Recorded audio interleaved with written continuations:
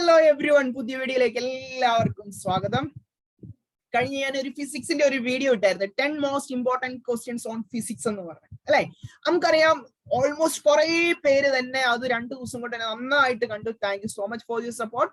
അത് മാത്രമല്ല, നിങ്ങൾക്കറിയാം, നിങ്ങൾ കണ്ടോണം, നിങ്ങളുടെ മോഡൽ എക്സാം കഴിഞ്ഞിട്ട് എത്ര ക്വസ്റ്റ്യൻസ് ആണ് ഇതിൽ നിന്ന് വരാൻ പോകുന്നതെന്ന് നമുക്ക് നോക്കാം.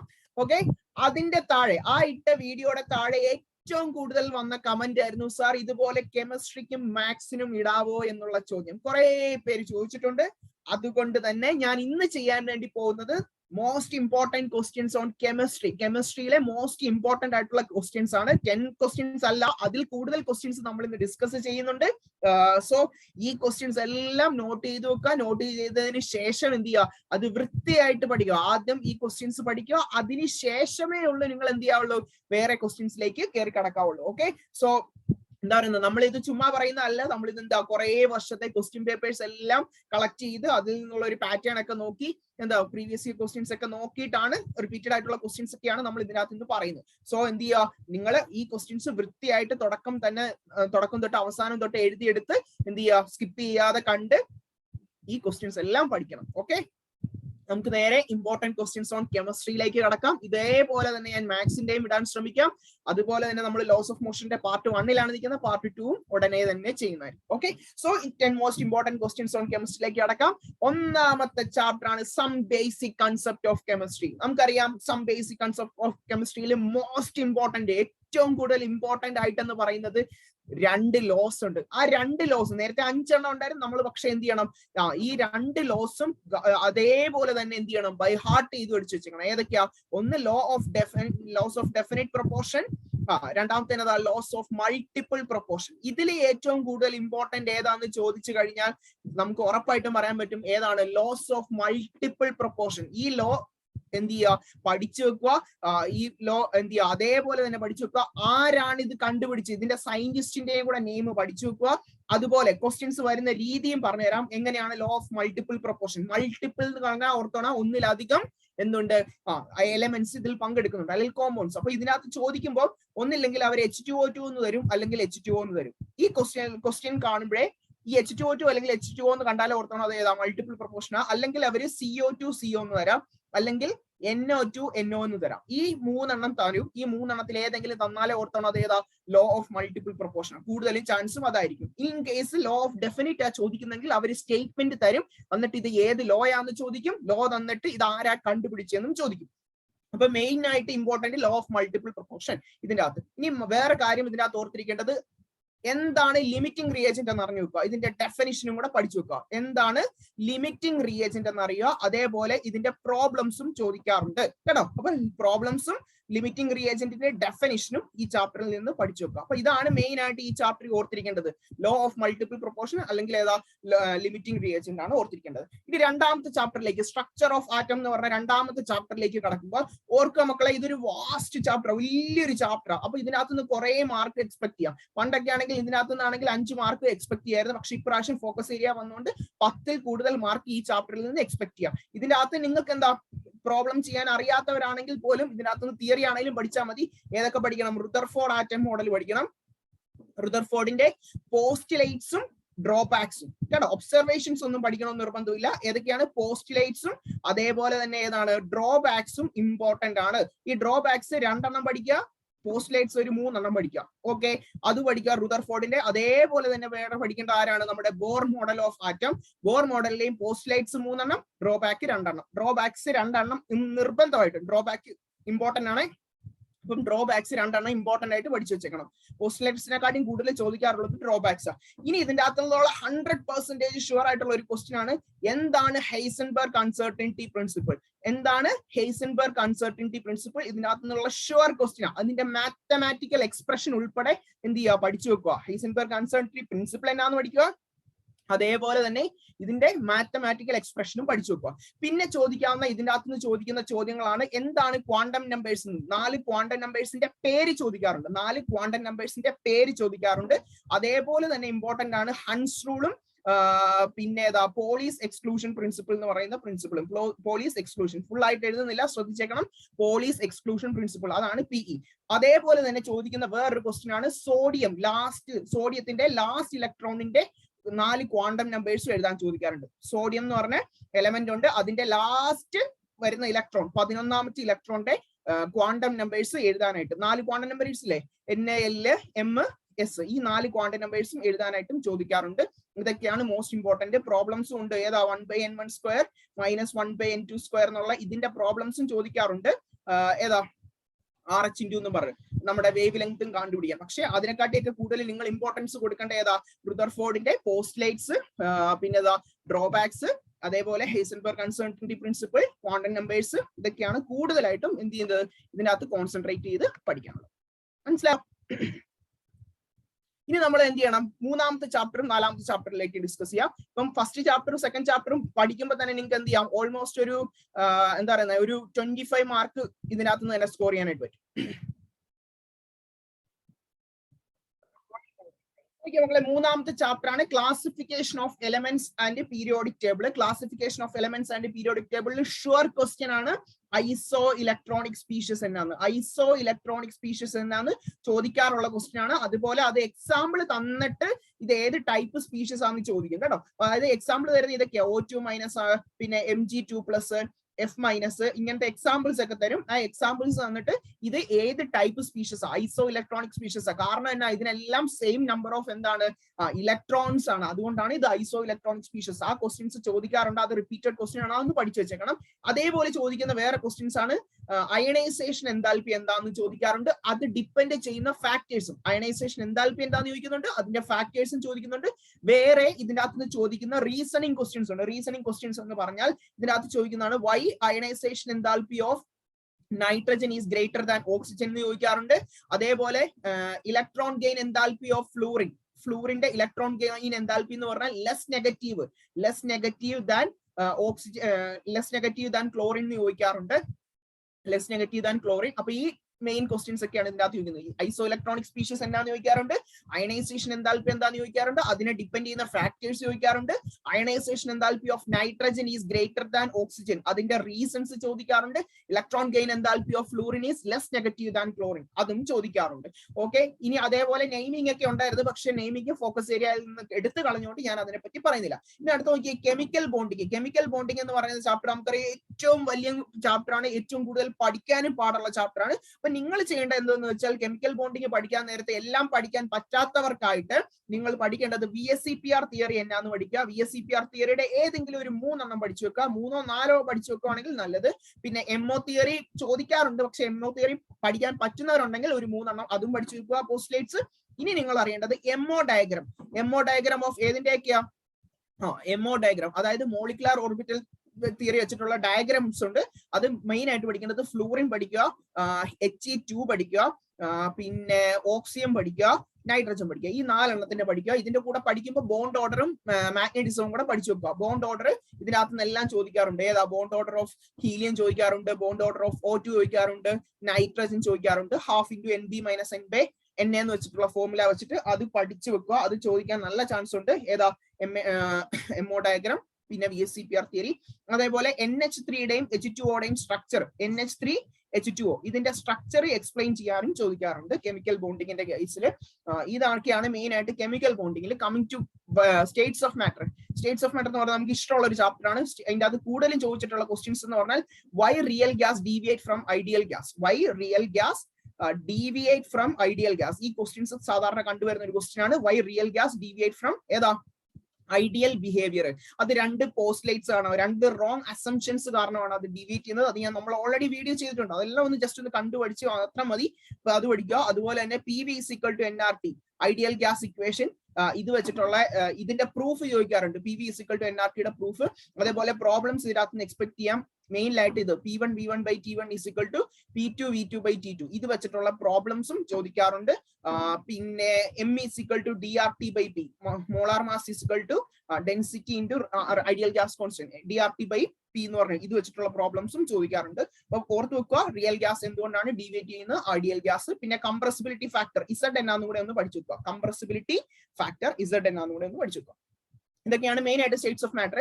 Coming to thermodynamics. തെർമോഡൈനാമിക്സ് എന്ന് പറഞ്ഞ ചാപ്റ്ററിൽ നമുക്കറിയാം വർഷങ്ങളായിട്ട് ചോദിക്കുന്ന ക്വസ്റ്റ്യൻസ് ആണ് ഇത്. ഹെസ്സസ് ലോ എന്നാണ്. ഹെസ്സസ് ലോ എന്നാന്ന് ചോദിക്കാറുണ്ട്. അതേപോലെ തന്നെ അതിന്റെ പ്രോബ്ലംസും ചോദിക്കും. ഹെസ്സസ് ലോ, അതിന്റെ പ്രോബ്ലംസ്, അതേപോലെ തന്നെ അതിന്റെ അകത്ത് ചോദിക്കുന്ന സ്പോണ്ടേനിറ്റിയുടെ കണ്ടീഷൻ എന്താണ്? സ്പോണ്ടേനിറ്റിയുടെ കണ്ടീഷൻ എന്താ? ഡെൽറ്റ ജി നെഗറ്റീവ് ആയിരിക്കണം, ലെസ് ദാൻ 0, അല്ലെങ്കിൽ നെഗറ്റീവ് ആയിരിക്കണം. ഡെൽറ്റ എസ് എന്തായിരിക്കണം? പോസിറ്റീവ് ആയിരിക്കണം. ഡെൽറ്റ എച്ച് എന്തായിരിക്കണം? നെഗറ്റീവ് ആയിരിക്കണം. ഇതൊക്കെയാണ് സ്പോണ്ടേനിറ്റിയുടെ കണ്ടീഷൻസ്. ഒരു പ്രോസസ്സ് സ്പോണ്ടേനിയസ് ആണെന്ന് പറയണമെങ്കിലുള്ള condition delta G less than 0, delta S positive. അത് അതേപോലെ തന്നെ വേറെ ചോദിക്കുന്നതാണ് എക്സ്റ്റെൻസീവും ഇന്റൻസീവും. ഇതിന്റെ എക്സാമ്പിൾസ്, എക്സ്റ്റെൻസീവും അതേപോലെ തന്നെ ഏതാ ഇന്റൻസീവ് ഉണ്ട്, പ്രോപ്പർട്ടീസ് ഉണ്ട്, അതിന്റെ എക്സാമ്പിൾസ് ചോദിക്കാറുണ്ട്. അതേപോലെ തന്നെ ചോദിക്കുന്നതാണ് path function and state function. പാത്തും സ്റ്റേറ്റും ഫംഗ്ഷൻസ് ഉണ്ട്. അതെല്ലാം തന്നിട്ട് ക്ലാസിഫൈ ചെയ്യാനായിട്ടാണ് നമ്മളോട് ചോദിക്കുന്നത്. അപ്പൊ ഇത് മറക്കാതെ പഠിച്ചു വെക്കേണ്ടതാണ്. പാത്ത് ഫംഗ്ഷനും സ്റ്റേറ്റ് ഫംഗ്ഷനും അതേപോലെ എക്സ്റ്റെൻസീവും പിന്നെ ഏതാ ഇന്റൻസീവ് പ്രോപ്പർട്ടി. ഇതിന്റെ എല്ലാം എക്സാമ്പിൾസും. എക്സാമ്പിൾസ് പഠിക്കുന്നത് മൊത്തം ഡെഫിനിഷൻ അല്ല ഞാൻ പറയുന്നത്, എക്സാമ്പിൾസ് ആണ് പഠിക്കേണ്ടത്. ഹെസ്സസ് ലോ എന്നാന്ന് പഠിക്കുക. പിന്നെ ഇത് സ്പോണ്ടേനിറ്റിയുടെ പ്രോസസ്സിന്റെ കണ്ടീഷൻസ്. പിന്നെ ഫസ്റ്റ് ലോയും സെക്കൻഡ് ലോ ഒക്കെ ചോദിക്കാറുണ്ട്. എന്നാലും കൂടുതൽ പ്രയോറിറ്റി കൊടുക്കേണ്ടത് ഈ പറഞ്ഞ കാര്യങ്ങൾക്ക്. Okay,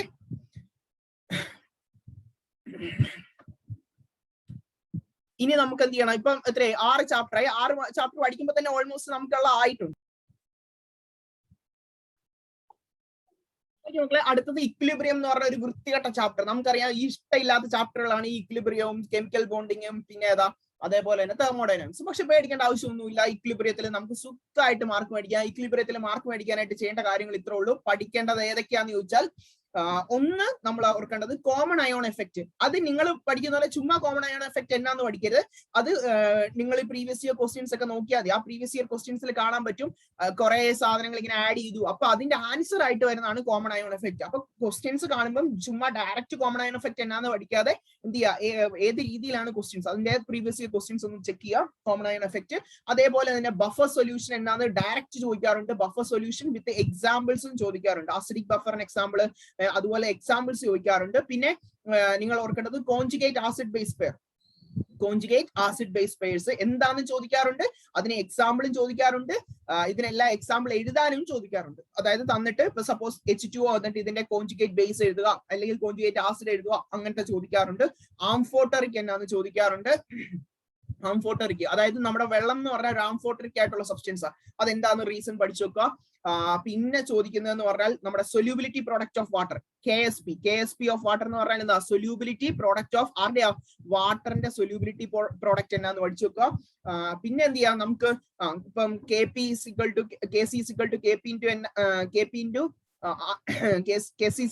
into RT raised to n എന്ന് പറഞ്ഞ ആ ഇക്വേഷൻ വെച്ചിട്ടുള്ള പ്രോബ്ലംസും ചോദിക്കാറുണ്ട്. അതേപോലെ തന്നെ ഈ KP ഡയറക്റ്റ് ഇക്വിലിബ്രിയം കോൺസ്റ്റന്റ് ഒരു ഇക്വേഷൻ തന്നിട്ട് എന്റെ ഇക്വിലിബ്രിയം കോൺസ്റ്റന്റും എഴുതാനായിട്ട് ചോദിക്കാറുണ്ട്. കേട്ടല്ലോ, ഒരു ഇക്വേഷൻ തന്നിട്ട് അതിന്റെ എന്താ ഇക്വിലിബ്രിയം കോൺസ്റ്റന്റ് എഴുതാനായിട്ട് ചോദിക്കാറുണ്ട്.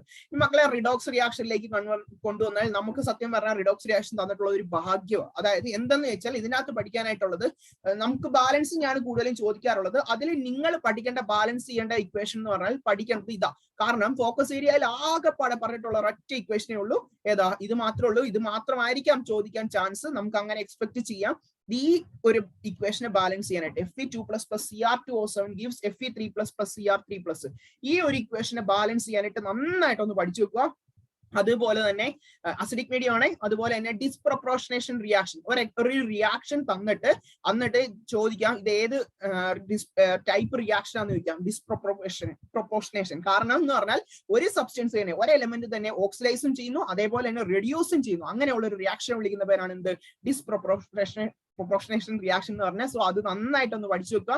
അതേപോലെ തന്നെ ഇതിനകത്ത് ചോദിക്കാവുന്ന വേറെ ക്വസ്റ്റ്യൻസ് എന്ന് പറയുന്നത് നമ്മുടെ ഇപ്പൊ സപ്പോസ് ഇങ്ങനെ വരും, KMnO4 വരും, മാംഗനീസ് പൊട്ടാസ്യം പെർ മാംഗനേറ്റ് വരും. എന്നിട്ട് ഈ മാംഗനീസിന്റെ ഓക്സിഡേഷൻ നമ്പർ കണ്ടുപിടിക്കാനായിട്ട് ചോദിക്കാറുണ്ട്. അതേപോലെ തന്നെ K2Cr2O7 പൊട്ടാസ്യം പെർ ഡൈക്രോമേറ്റ് വരും. എന്നിട്ട് ക്രോമിയത്തിന്റെ അറ്റോമിക് ഇത് ഓക്സിഡേഷൻ നമ്പർ കണ്ടുപിടിക്കാനായിട്ട് ചോദിക്കാറുണ്ട്. അതാണ് redox reaction. Mainly you can expect this question Fe2 + Cr2O7 is Fe3 + Cr3+. ഇനി ഹൈഡ്രജൻ, കമ്മിങ് ടു ഹൈഡ്രജൻ. ഹൈഡ്രജന്റെ അകത്ത് നമുക്ക് എക്സ്പെക്ട് ചെയ്യാവുന്ന ക്വസ്റ്റ്യൻസ് ഏതൊക്കെയാ? എന്താണ് സിൻഗ്യാസ് എന്ന് ചോദിക്കാം. എന്താണ് സിൻഗ്യാസ് എന്ന് ചോദിക്കാൻ ഡയറക്റ്റ് ചോദിക്കുന്ന ക്വസ്റ്റ്യൻ ആണ് സിൻഗ്യാസ് എന്നാണ്. 1 മാർക്കിനും ചോദിക്കാവുന്ന ക്വസ്റ്റ്യൻ ആണ്. അതേപോലെ തന്നെ ഹൈഡ്രൈഡുകൾ, 3 ടൈപ്പ് ഹൈഡ്രേറ്റ്സ് നമുക്ക് പഠിക്കാനുണ്ട്. മെറ്റാലിക് ഹൈഡ്രേറ്റ്സ്, അയോണിക് ഹൈഡ്രേറ്റ്സ്, അങ്ങനത്തെ ഹൈഡ്രേറ്റുകൾ പഠിക്കുക. ഏതൊക്കെ ബ്ലോക്ക് എലമെന്റ്സ് ആണ് ഹൈഡ്രേറ്റുകൾ ഉണ്ടാക്കുന്നതെന്ന് പഠിക്കുക. എക്സാമ്പിൾ എന്നാന്ന് പഠിക്കുക. അതേപോലെ you have to expect this question. ഇത് ഉറപ്പുള്ള ക്വസ്റ്റ്യൻ ആണ്. ഇത് hard water and soft water. Hard water and soft water. എന്താണ് ഹാർഡ് വാട്ടർ, എന്താണ് സോഫ്റ്റ് വാട്ടർ എന്ന് ചോദിക്കാം. അതേപോലെ അതിൻ്റെ അകത്തുള്ള എലമെന്റ്സ്, അതായത് മഗ്നീഷ്യം സൾഫേറ്റ്, മഗ്നീഷ്യം ക്ലോറൈഡ്, അങ്ങനത്തെ കുറച്ച് കാര്യങ്ങൾ ഉള്ളതുകൊണ്ടാണ് ഇത് ഹാർഡ്നെസ്സും സോഫ്റ്റ്നെസ്സും കാണിക്കുന്നത്. അപ്പൊ അതൊന്ന് ഓർത്ത് വെക്കുക, hard water and soft water. അതേപോലെ ചോദിക്കുന്ന വേറൊരു ക്വസ്റ്റ്യൻ ആണ് why H2O2 is kept in black bottles, അല്ലെങ്കിൽ അടഞ്ഞിട്ടുള്ള സ്ഥലങ്ങളിൽ എന്തുകൊണ്ടാണ് H2O2 വെക്കുന്നത്? why H2O2 is kept in dark bottles, എന്തുകൊണ്ടാണ് ഡാർക്ക് ബോട്ടിൽസിൽ ഇത് വെക്കുന്നതെന്ന് ചോദിക്കാൻ ചാൻസ് ഉണ്ട്. അതാണ് ഹൈഡ്രജനിൽ നിന്ന് എക്സ്പെക്ട് ചെയ്യാവുന്ന questions. Coming to S block. S ബ്ലോക്കിൽ നിന്ന് നമുക്ക് ചോദിക്കാവുന്ന ക്വസ്റ്റ്യൻസ് എന്താ? ഉറപ്പ് ക്വസ്റ്റ്യൻ മക്കളെ, ഇത് ഈ പറയുന്ന ക്വസ്റ്റ്യൻ ഉറപ്പാണ്. ഏതാ? Anomalous properties of lithium. ലിഥിയത്തിന്റെ അനോമലസ് പ്രോപ്പർട്ടീസ് എന്ന് പറയുന്നത്. അനോമലസ് ബിഹേവിയർ ഓഫ് ഏതാ? ലിഥിയം. എന്തുകൊണ്ടാണ് അനോമലസ് ബിഹേവിയർ കാണിക്കുന്നത്? ആര്? ലിഥിയം. അതിന് സൈസ് കുറവാണ്, ആബ്സെൻസ് ഓഫ് ഡി ഓർബിറ്റൽസ്, അതൊക്കെയാണ് കാരണം. പക്ഷേ ഈ അനോമലസ് ബിഹേവിയർ ഓഫ് ലിഥിയം എന്ന് പറഞ്ഞ കുറച്ച് ബിഹേവിയറുകളുണ്ട്. അതിനകത്ത് ഏതെങ്കിലും ഒരു 4 എണ്ണമെങ്കിലും എന്ത് ചെയ്യുക? പഠിച്ചു വെക്കുക. Anomalous behaviour of lithium. അതുപോലെ തന്നെ ഇതിന്റെ അകത്ത് നിന്ന് ചോദിക്കാവുന്ന വേറെ ക്വസ്റ്റ്യൻസ് എന്ന് പറഞ്ഞാൽ നിങ്ങൾ എക്സ്പെക്ട് ചെയ്യേണ്ട ഒരു ക്വസ്റ്റ്യൻ ആണ്. അതായത് NaOH എന്നതാണ്? Caustic soda. അതേപോലെ തന്നെ CaO എന്നതാ? ക്വിക്ലൈം. അങ്ങനത്തെ കുറെ ഇതുണ്ടല്ലോ ഫോർമുലാസ്. അതായത് ജിപ്സം, പിന്നെ പ്ലാസ്റ്റർ ഓഫ് പാരീസ്, ഇതുപോലത്തെ കുറച്ച് ഇത് തരും. എന്നിട്ട് അതിന്റെ കെമിക്കൽ ഫോർമുലാസ് എന്ത് ചെയ്യും? NaOH, പിന്നെ CaSO4.12H2O, CaSO4.2H2O, ഇങ്ങനത്തെ സംഭവങ്ങൾ തന്നിട്ട് നമ്മളോട് മാത്സ് ഫോളോയിങ് ആയിട്ട് ചോദിക്കാറുണ്ട്. അപ്പൊ CA ഏതാ? CaO എന്ന് പറഞ്ഞാൽ ക്വിക്ലൈം. അപ്പൊ ക്വിക്ലൈം എന്നാന്ന് വരും. എന്നിട്ട് അത് മാത്സ് ഫോളോയിങ് ആവും. അത് അങ്ങോട്ടും ഇങ്ങോട്ടും ചോദിക്കാറുണ്ട്. പിന്നെ ഏതൊക്കെയാണ് നമുക്ക് പഠിക്കാനുള്ളത് അതിന്റെ എല്ലാം ഞാൻ നമ്മുടെ വീഡിയോയിൽ കറക്റ്റ് ആയിട്ട് അത് പറഞ്ഞു തരുന്നുണ്ട്. അപ്പൊ ആ വീഡിയോ ഒന്ന് ജസ്റ്റ് കാണുക. ജസ്റ്റ് കണ്ടിട്ട് ഞാൻ ഇതിന് വേണ്ടി മാത്രം ഒരു പേജ് എടുത്തിട്ടുണ്ട് കേട്ടോ. അപ്പൊ അതൊന്ന് വൃത്തിയായിട്ട് പഠിക്കുക. മാത്സ് ഫോളോയിങ് ഇതിന്റെ അകത്ത് എക്സ്പെക്ട് ചെയ്യാം. അതുപോലെ തന്നെ സിമെന്റ് എന്നാന്ന് ചോദിക്കാറുണ്ട്. സിമെന്റ് എങ്ങനെയാണ് ഉണ്ടാക്കുന്നതെന്ന്. സിമെന്റ് ക്ലിങ്കർ എന്നാന്നും ചോദിക്കാറുണ്ട്. പിന്നെ നമുക്ക് ഈ പ്ലാസ്റ്റർ ഓഫ് പാരീസ് ജിപ്സത്തിൽ നിന്ന് എങ്ങനെ ഉണ്ടാക്കുന്നതെന്ന് ചോദിക്കാറുണ്ട്. ഇനി coming to P block elements. P block elements എന്ന് പറഞ്ഞാൽ പി ബ്ലോക്ക് എലമെന്റ്സിൽ നമ്മൾ എക്സ്പെക്ട് ചെയ്യേണ്ട ക്വസ്റ്റ്യൻസ് എന്ന് പറഞ്ഞാൽ ഡൈബൊറൈന്റെ സ്ട്രക്ചർ, ആ പടവും പഠിച്ചു വെക്കുക. ഡൈബൊറൈന്റെ സ്ട്രക്ചർ, അതേപോലെ തന്നെ സിലിക്കേറ്റ്സ് എന്നാന്നും കൂടെ പഠിച്ചു വെക്കുക. ഡൈബൊറൈനും സിലിക്കേറ്റ്സ്. അല്ലാതെ വേറെയും ഉണ്ട്, നമ്മുടെ ഡയമണ്ട്, ഗ്രാഫൈറ്റ്, അങ്ങനെയൊക്കെ ഉണ്ട്. പക്ഷെ അതിലെല്ലാം കൂടുതൽ നമ്മൾ എക്സ്പെക്ട് ചെയ്യേണ്ട 2 ക്വസ്റ്റ്യൻസ് ഏതൊക്കെയാ? ഡൈബൊറൈനും സിലിക്കേറ്റ്സും ആണ് പി ബ്ലോക്കിൽ നിന്ന് എക്സ്പെക്ട് ചെയ്യേണ്ട ക്വസ്റ്റ്യൻ. Silicates, silica. ഓക്കെ, ഇനി നമ്മൾ എന്ത് ചെയ്യാം? നമ്മുടെ ഓർഗാനിക് കെമിസ്ട്രിയിലേക്ക് കിടക്കാം. നമ്മുടെ 12ാമത്തെ ചാപ്റ്റർ ആണ് organic chemistry, some basic concepts of organic chemistry എന്ന് പറഞ്ഞാൽ നമ്മൾ പഠിക്കുന്ന ആദ്യത്തെ ചാപ്റ്റർ. അതിന്റെ അകത്തുനിന്ന് you have to expect naming. അതായത് നെയിമിങ്, അതായത് ഒരു എലമെന്റിന്റെ അല്ലെങ്കിൽ ഒരു കോമ്പൗണ്ട്, ഓർഗാനിക് കോമ്പൗണ്ടിന്റെ പടം തരും. എന്നിട്ട് എന്ത് ചെയ്യും? നെയിമിങ് ചോദിക്കാറുണ്ട്. അത് നിങ്ങൾ വലിയ നെയിമിംഗ് ഒന്നും പഠിക്കണമെന്നില്ല. ഈ ഫോക്കസ് ഏരിയയിൽ കൊടുത്തിട്ടുണ്ട് വലിയ നെയിമിങ്. പക്ഷെ അതൊന്നും അത്രയ്ക്ക് ഇമ്പോർട്ടൻസ് കൊടുക്കാതെ ചെറിയ അതായത് നോർമൽ ആൽക്കൈൽ, അതായത് ബ്രാഞ്ച്ഡ് ചെയിൻ ആൽക്കൈൻ ഗ്രൂപ്പ്സ് ഉണ്ട്. അതിപ്പോ ഒരു ഉദാഹരണം കാണിച്ചു തരാം. ഇങ്ങനത്തെ ക്വസ്റ്റ്യൻസ് ഒക്കെ ആയിരിക്കും കൂടുതൽ ചോദിക്കാറുണ്ട്. അപ്പൊ ഉണ്ടോ CH3, CH3, CH2, CH3, ഇങ്ങനെയുള്ളതിന്റെ ഒക്കെ പേരുകളായിരിക്കും കൂടുതൽ ചോദിക്കാറുള്ളത്. ഇതിന്റെ പേര് 2-methyl butane എന്നൊക്കെ പറയും. അപ്പം വലിയ അതായത് OHO അല്ലെങ്കിൽ ഫങ്ഷണൽ ഗ്രൂപ്പ് അങ്ങനത്തെ ഒക്കെ വരുന്നതിനെക്കാട്ടും കൂടുതൽ ചോദിക്കുന്നത് എന്താ? നോർമൽ ആൽക്കൈൽ ഗ്രൂപ്പിന്റെയാണ് ചോദിക്കാറുള്ളത്, ബ്രാഞ്ച്ഡ് ചെയിൻ ആയിട്ടുള്ള ആൽക്കൈൽ ഗ്രൂപ്പ്. സോ നിങ്ങൾ ഇത് ആയിട്ട് റിലേറ്റ് ചെയ്തിട്ട് കൂടുതൽ പഠിക്കുക. പിന്നെ ഇതിനകത്ത് നിന്ന് ചോദിക്കാൻ ചാൻസ് എന്നല്ല, ഉറപ്പായിട്ടും നമ്മളോട് ചോദിക്കുന്നതാണ് കാർബണിന്റെയും ഓക്സിജന്റെയും എസ്റ്റിമേഷനും ക്വാണ്ടിറ്റേറ്റീവ് അനാലിസിസും. എസ്റ്റിമേഷനും എങ്ങനെയാണ് ഓക്സിജൻ ഉണ്ടോ അല്ലെങ്കിൽ കാർബൺ ഉണ്ടോ, ഒരു ഓർഗാനിക് കോമ്പൗണ്ടിൽ ഓക്സിജൻ ഉണ്ടോ അല്ലെങ്കിൽ ഒരു ഓർഗാനിക് കോമ്പൗണ്ടിൽ കാർബൺ ഉണ്ടോ എന്ന് കണ്ടുപിടിക്കാനുള്ള മെത്തേഡ് പഠിക്കുക. അതേപോലെ തന്നെ പ്രോബ്ലംസും ചോദിക്കാറുണ്ട്. പ്രോബ്ലംസ് എന്ന് പറഞ്ഞാൽ നമ്മൾ പഠിച്ചിട്ടുള്ള ഒരു ഫോർമുല ഇല്ലേ? ഇപ്പൊ കാർബണിന്റെ ആണെങ്കിൽ എന്താണ് തന്നിട്ടുള്ളതിന്റെ അകത്തുള്ള പെർസെന്റേജ് ഇൻറ്റു അങ്ങനത്തെ ഒരു ഫോർമുല അല്ലേ? ആ ഫോർമുല വെച്ചിട്ടുള്ള പ്രോബ്ലംസ്. ഇപ്പൊ ഓക്സിജൻ ആണെങ്കിൽ എത്രയാ? 18 അല്ലെ? അത് വെച്ചിട്ടുള്ള problems, percentage of carbon, percentage of oxygen, ഇത് വെച്ചിട്ടുള്ള പ്രോബ്ലംസും ഇതിന്റെ അകത്ത് നിന്ന് ചോദിക്കാറുണ്ട്. ഇതിനകത്ത് നിന്ന് സാധാരണ 5 മാർക്കാണ്. ഇപ്പൊ നമുക്ക് എന്ത് ചെയ്യാം? 10 മാർക്കോളം എക്സ്പെക്ട് ചെയ്യാം. അതിന്റെ അകത്ത് നെയിമിംഗ് ആയിരിക്കും കൂടുതൽ ചോദിക്കുന്നത്. അതിനുശേഷം കൂടുതൽ ചോദിക്കുന്നത് എന്തായിരിക്കും? എസ്റ്റിമേഷൻ എന്ന് പറയുമ്പോൾ കാർബണിന്റെയും ഓക്സിജന്റെയും പേഴ്സണലി എടുത്ത് തന്നെ പഠിക്കുക.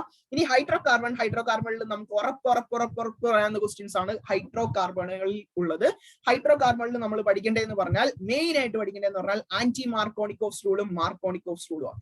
ആന്റി മാർക്കോണിക്കോവ്സും പിന്നെ ഏതാണ് മാർക്കോണിക്കോഫ്സ് റൂളും മെയിൻ ആയിട്ട് പഠിച്ചു വെക്കുക. ഇതുമായിട്ട് റിലേറ്റ് ചെയ്തിട്ടുള്ള ക്വസ്റ്റ്യൻസ്, അതായത് പ്രൊപ്പീനെ മാർക്കോണിക്കോഫ്സ് റൂൾ വെച്ചിട്ട് ചെയ്താൽ എന്ത് കിട്ടും, പ്രൊപ്പീനെ ആന്റി മാർക്കോണിക്കോഫ്സ് റൂൾ വെച്ചിട്ട് ചെയ്താൽ എന്ത് കിട്ടും, സിമെട്രിക് ആയിട്ടുള്ള ആൽക്കൈൻസിനെ മാർക്കോണിക്കോഫ്സും ആന്റി മാർക്കോണിക്കോഫ്സും റൂൾ ചെയ്താൽ എന്ത് കിട്ടും. ഈ ആന്റി മാർക്കോണിക്കോഫ്സിനെ വിളിക്കുന്ന വേറെ പേരാണ് കറാഷ് എഫക്ട് അല്ലെങ്കിൽ പെറോക്സൈഡ് എഫക്ട് എന്നൊക്കെ പറയും. കറാഷ് അല്ലെങ്കിൽ ഏതാ പെറോക്സൈഡ് എഫക്ട്, ഇത് ചോദിക്കാറുണ്ട്.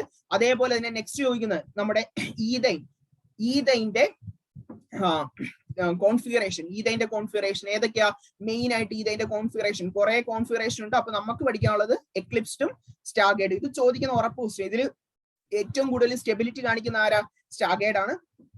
ഓർക്കുക, എക്ലിപ്സും സ്റ്റാർഗേർഡും നന്നായിട്ട് പഠിച്ചു വെക്കുക.